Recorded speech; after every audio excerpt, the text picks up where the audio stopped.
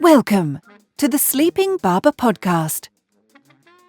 You've got the marketing moment, B. It's the marketing moment. New jingle. It is a new jingle because one of our commenters on YouTube said yes to a marketing moment jingle. So there we go. Thank you. I like it. For that comment, by the way. I like it. And engage with us. Talk to us. Yeah. I love your comments. So, okay. So my marketing moment today is a departure from what I usually do, which is a case study. But that's okay. That's why we call it a marketing moment. This is where the anything can happen kind of thing. This is what makes it so exciting. Exactly. This is what makes our show so riveting. I'm going to throw jazz hands now just because you don't know what's going to happen. You should. So I was in a very privileged position where I got to attend Adweek 2024 in New York. I do want to apologize in advance from our last Barber's brief that I did do live from New York where audio wasn't great. So, I have the right mic in front of my face again, which is great. Mm-hmm. Adweek 2024 was really, really interesting. For those that don't know, haven't attended before, it's very heavy on the panel side. 30-minute panels for a lot of various topics, for that really, I guess matter, if you will, from a consumer perspective, from a practitioner perspective, which was great. I'll talk a little about that a little bit later. But for me, there was kind of 5-6 key themes that kind of came out of it. So the first one was CTV and Retail Media. So CTV has not only transitioned from it being just like a niche mainstream, how does it become additive to like your core strategy from a omni-channel perspective, to actually becoming like probably one of the biggest pillars that you're looking at when you're activating against some of these larger campaigns, especially it's what is your CTV strategy? How are you doing that? So there was a lot of panels that discussed, CTV, the importance of CTV. The second thing for me that was a big, because it's not here yet in Canada, but it's the retail media networks. So you think of like the Targets, the Walmarts, all of them. Like Target has their retail media network is called Roundel. If I were to show you pictures of how much space Roundel had actually created, you'd think that they're like an advertiser, like a Google. Like they had pop-ups, they had advertising everywhere. So it just goes to show you, like, this is almost like the next frontier of inventory that's coming into the hands of advertisers. So, Roundel, Kenvu are driving those full funnel approaches across their media networks. They're blending digital and in-store experiences as well, which is, again, something really unique because we haven't really had it that way. And these channels are showing immense growth. And I would argue we're a little bit behind the curve here in Canada. That's to come here as well. And it's going to be really interesting. And, quick plug for the trade desk, because the trade desk is going to be featuring a lot of that inventory first here in Canada of those retail media networks, which is great, where you can kind of find one single place of source. The second big thing was AI's role in advertising. So, obviously AI continues to drive and advance really rapidly, especially in media planning and audience targeting techniques. Many companies still struggle with the adoption due to concerns around brand safety, compliance, and costs. So while AI has been somewhat transformative in scaling things like ads, the focus has shifted toward its potential for first-party data modeling, enhancing creativity.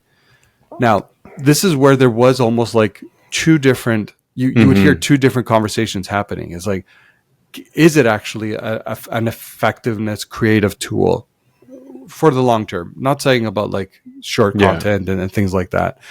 The other side is I saw in action, it's a DSP where they've released their own generative AI. And this AI tool basically is you could put in campaign parameters. I want to put a campaign in market for 60 days.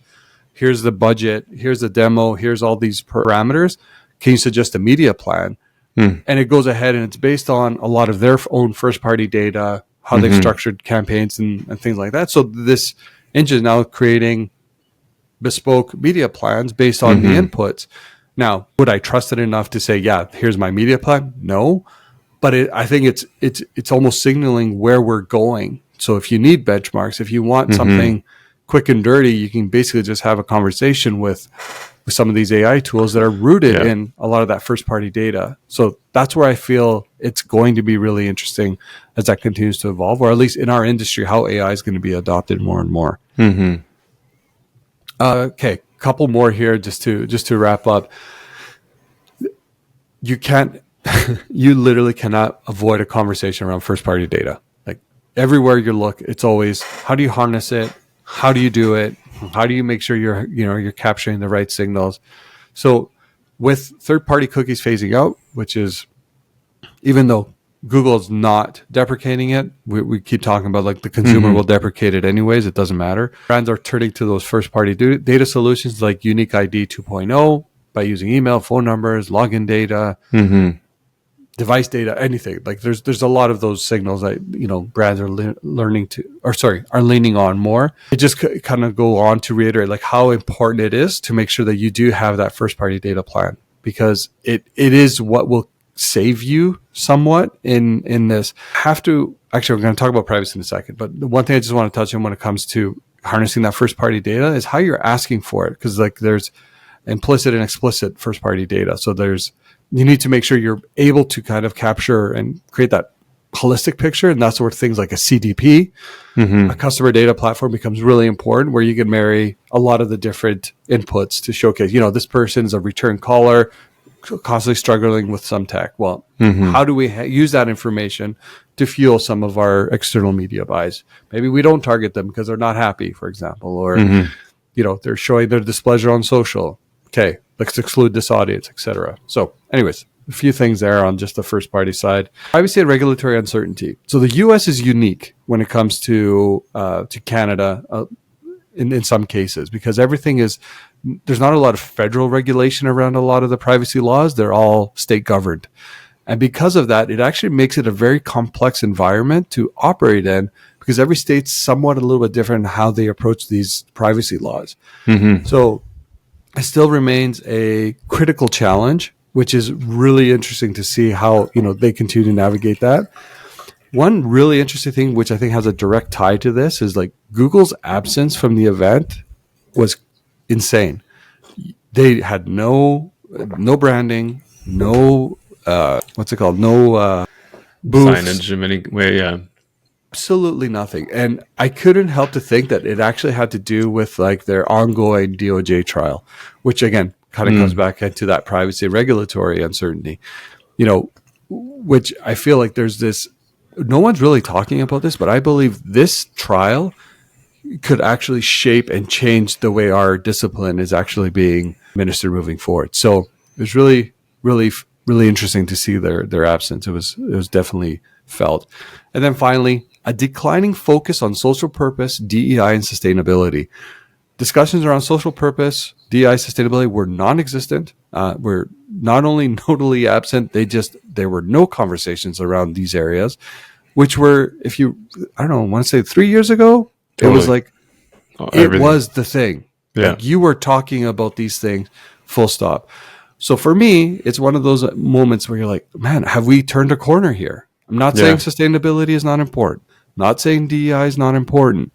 Not saying social purpose isn't important. But do they take more of a backseat now than what they used to be, were drivers of some of those marketing communications?